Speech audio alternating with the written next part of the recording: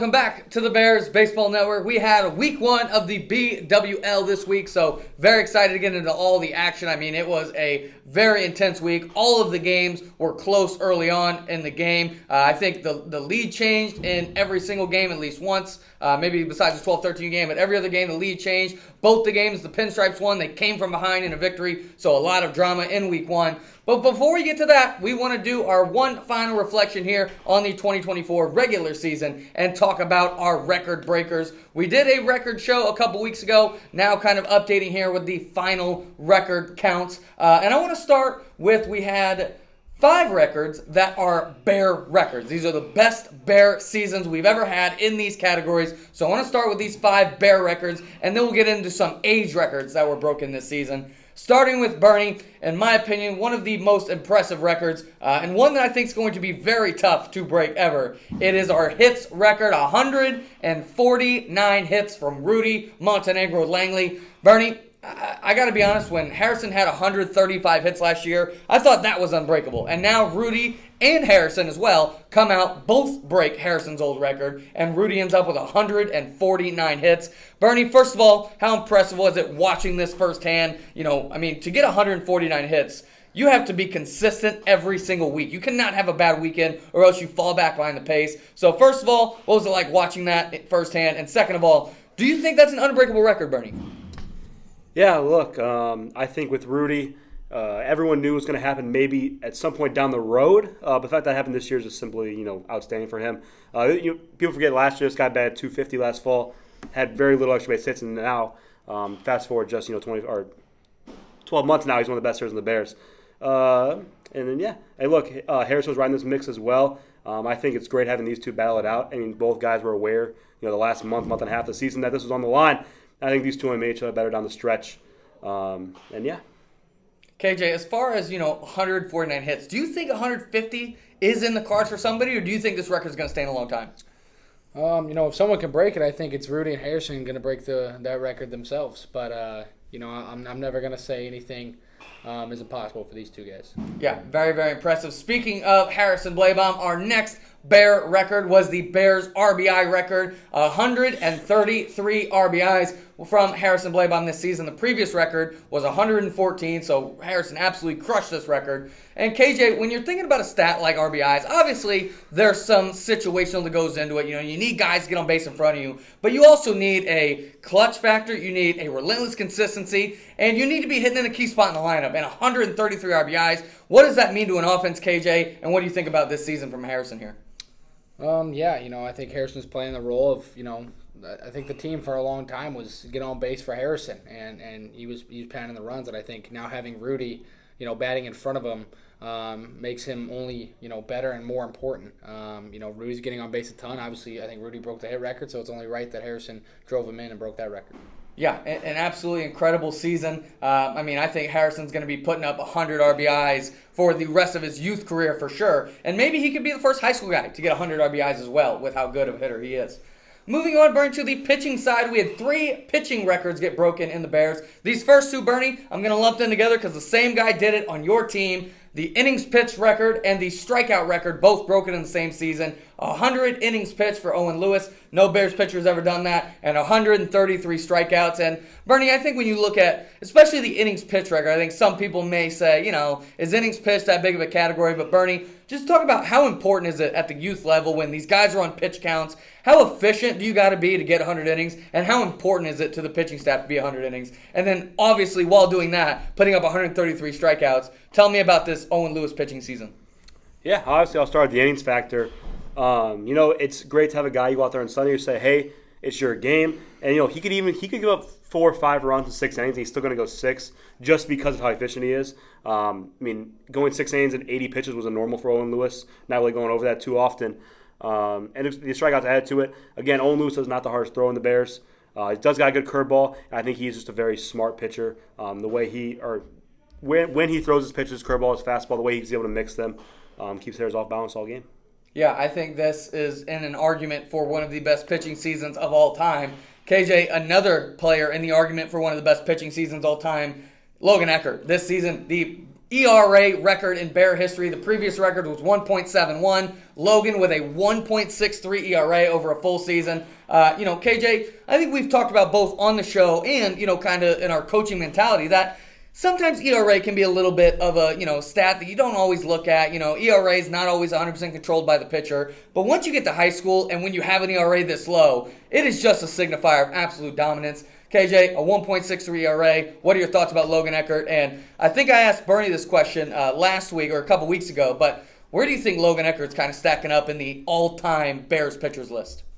Yeah, I think for a long time Logan was just a strike thrower, and now, obviously he's got great breaking stuff, but I think it's kind of not talked about enough. I mean, this guy throws 80 miles an hour pretty consistently. I mean, he's throwing hard.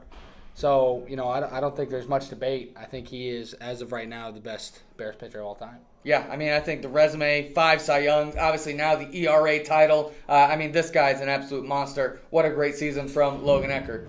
Moving into our records by age, obviously the guys we just talked about obviously all broke their age records as well, so we won't be bringing them up again. But moving into some of the other ones, KJ, we had 2 more hits records get broken. Our 14-15U record for hits was broken by Logan Payne this season. We've never had a player in their 14-15U season get 100 hits. Logan Payne ended up with 102. And then Ben Combs broke the 15-16U record with 68 hits. KJ, I know these are 2 hitters that you were very high on preseason. You're very high on the future of these guys. What do you think about these big hit totals from Logan Payne and Ben Combs? I think it's, been a long time coming for Logan Payne. He's a guy who we always thought, some of these guys like Rudy, they're not very good. They put in work, and instantly, the following season, you see all that work come to fruition. And I think Logan Payne's been more of a process, and it's been a couple, season after season, and I think he's finally, all of his hard work is, coming to show. And then for Ben Combs, this guy is, the strongest guy on the field. He's a guy who's constantly here at Bud Dome, and, it was no secret, how he got here. Yeah, absolutely incredible season for both of these guys. Bernie, last year, Lucas Wilburn set the 13-14U record for doubles. This year, he comes right back out, sets the 14-15U record for doubles with 29 on the season. Bernie, when you're talking about guys who not only make a lot of contact, but also make a lot of hard contact, and also put the ball in the gap in the air, Lucas Wilburn's one of the best pure hitters in the Bears. 60 doubles in 2 seasons here combined. What do you think about the resume that Lucas Wilburn's building here in his Bear career? Yeah, he's consistently been one of the top bats of that Floyd team for a while now. I remember a couple years back when he was a guy who hit a lot of singles, guy who walked a lot, that we were all of us talked about just, hey, if we can get this guy in the gym when he gets older, if we can get him swinging hard, not being afraid to strike out, this guy's going to hit for a lot of power, and he's showing that he's one of the best double hitters in the Bears. Yeah, 2 absolutely massive seasons here back-to-back. Bernie, the 15-16U RBI record was broken by Ben Combs again, or was broken by Ben Combs this season. 61 RBIs is the new record. And Bernie, when you're talking about these high school guys, they have such a short window where they have to instantly perform. Kind of like we were talking about with Rudy and getting 149 hits. To break a high school record, you got to be going from the get-go. You cannot slump at all. Again, RBIs, a little bit of a situational record, but how big is it, Bernie, to be on this 6U Floyd team driving in this many runs? Yeah, a team that's going to score a lot of runs. He always have his opportunities here. But he's got a lot of good hitters around that might steal some RBIs from him at times. Like you said, you can't take a week off. There was weeks, I know Rudy and Harrison were simply amazing this year, but there was weeks where I walked out there and I was like, look, Harrison and Rudy had a tough week, and they went 1 for 8, 2 for 8, something like that. Like high school being such a short season, you have to be on every week. And I think Ben Combs proved he's one of the best we got here. KJ, we had 2 batting average records broken for their age. And again, batting average, again, kind of like ERA, is a stat that we don't necessarily hold it in a ton of regard normally, but when you have one that's record-breaking, you definitely feel it. Tell me about Harrison Blabaum, a 664 batting average. That was the 12-13U record. And Lucas Wilburn, a 518 batting average. We never had a player at 14-15U hit over 500. He broke this record by 60 points, KJ. So, again, I know batting average maybe not your favorite stat, but how impressive is it to just be getting this consistently number of hits from these 2 guys here? Yeah, I think both these guys have kind of, disproven the theory that as you get older, batting average is going to go down and down and down. These guys seem to just get better and better with age and with tougher pitching and with higher velo, and they're here all the time. They put in the work, so it's no secret why they are doing this well. Harrison Blebaum broke the 12-13U OPS record as well. Moving into some of our pitching records, we had two more pitching records besides the ones that were Bears records. Bernie, starting with Evan Lancaster, who put up 128 strikeouts in something like 80 innings, Bernie. I mean, his strikeout per nine was absolutely insane. For Evan, I mean, just, again, when you get to the high school game, Bernie, if you're not even letting the other team put the ball in play, it's just so tough for them to score against you. Bernie, Evan Lancaster, I know a guy you've been very high on. What do you think about this 128 strikeout season? Yeah, I'm pretty comfortable in saying that Evan Lancaster is the best strikeout pitcher in the Bears. The reason Owen wins it here is because he limits walks. He had more innings pitched. He's a little more efficient than Evan. But going just straight pitch for pitch, Evan throws harder. Evan has the better off-speed stuff. Evan is the best strikeout pitcher in the Bears. And then finally, Bernie, Owen Lewis took down another record. He took the 12-13U FIP record. And FIP, one of those niche stats. Basically, FIP is getting a lot of strikeouts, limiting walks, and limiting home runs. And Owen Lewis, I mean, that's basically his bread and butter right there, Bernie. A 1.28 FIP. Absolutely incredible season. So congratulations, all these guys. 25 records broken this season between single season, youth, high school, and age records. I mean, absolutely incredible year from all of these guys. So congratulations. Moving into BWL Week 1, KJ, a lot of action this week. I mean, very competitive games all throughout. I want to go ahead and go through our award winners of the week, starting with our hitter of the week, KJ, Joey Burgess. This guy, a BWL cycle, 4 for 4 in the first game, hit a home run in the B League playing up. I mean, Joey Burgess, this guy, I know, he was drafted to be a big-time hitter, and he certainly looked like a big-time hitter this week, KJ. What do you think about Joey Burgess here in the first week? Oh yeah, Joey was awesome. I think I had him last year, and his kind of thing last year was he's going to strike out or he's going to homer, and I think he's really gotten to a point now. He still has that same power. He's still got that aggressive home run type swing, but he's not striking out. I mean, he's hitting everything hard, so he looked really good. Bernie, our pitcher of the week was Lucas Wilburn. I mean, 3 scoreless innings against a very good lineup that ended up putting up, 11 to 14 runs, something like that. This lineup absolutely destroyed the bullpen, Bernie, but Lucas Wilburn held them scoreless. Bernie, when you're talking about pitchers, especially against the Bears, I feel like the key to success is throwing a ton of strikes, throwing a ton of off-speed, and keeping hitters off balance.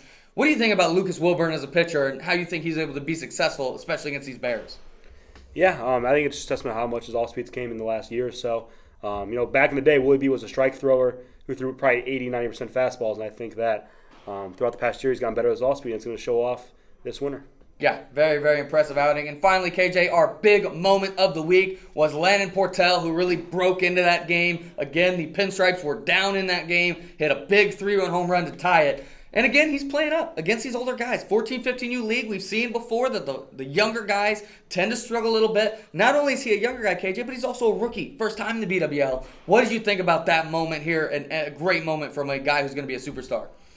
Oh, yeah. It was a good thing to see. I mean, he crushed that ball and, took a really good at-bat off a really good pitcher. And so, I think if you're a Landon Portell follower, you like that at-bat a lot. Yeah, and, he's just going to build off that moment for the rest of the season. Feels like, couldn't have happened in a better moment, KJ, because now, week 1, you do that, you're feeling confident the rest of the season. So very, very impressive. We're going to end the show here with our most impressive kind of sleeper candidates for this week. The guys who surprised us the most here, one hitter and one pitcher. Starting with the most surprising, most sleeper hitter for me was Mac Weber. I got to be honest. When Rob gave me the lineup and he had Mac Weber hitting cleanup, I was like, KJ, is there something I'm missing here? Why is Mac hitting cleanup? And I was a little skeptical. And then I watched this guy take at-bats, and every single one of his at-bats were good. I know he hit a laser foul ball that was pulled down the line. He took 3 really good at-bats the whole game. I was really impressed with this guy, and, no more Mac Weber slander coming from me right now. I am a true believer. KJ, who is your kind of surprising sleeper hitter from this week?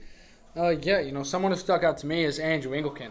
And I don't think no one views Andrew Engelken as not a good hitter. But, this guy was a superstar. I mean, that A-League is, it's the best league in BWL history. There's just so much talent. And Pringle's batting 4 on the team that won, and he showed out. I mean, he was really good. And you got a big 3 up top with Landon Nickerson, Ben Combs, and Ty Zazueta. And Andrew did a great job protecting those guys. Yeah, I mean, there's not a bad pitcher who takes the mound in that league. It's very, very competitive. And Andrew Engelken proven why he is one of the big dogs in that league. Moving on to the pitching side, KJ, who's the most surprising pitcher for you that you saw this week?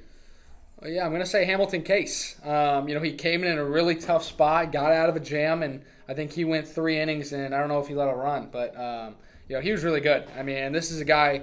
Me and him have worked in pitching together for now a while, and his curveballs came such a long way, and he's throwing it hard. He's throwing it, and his fastball. I thought the velocity he was throwing was really surprising to me, in a good way. So he just looked really good. I mean, just pounding the zone, going right after guys who are older than them, and he didn't look scared at all. Yeah, we talk about, playing up in the BWL is tough. Hamilton, he's playing up in the regular season. He's an 11U guy playing 12U, now playing against 13U guys in the BWL, and he was blowing it by him, KJ. I mean, it was an absolutely fantastic outing. I think came in with bases loaded, didn't allow an earned run out of that. I mean, very, very impressive stuff. For me, I'm going to go with Colby Lair, another rookie here.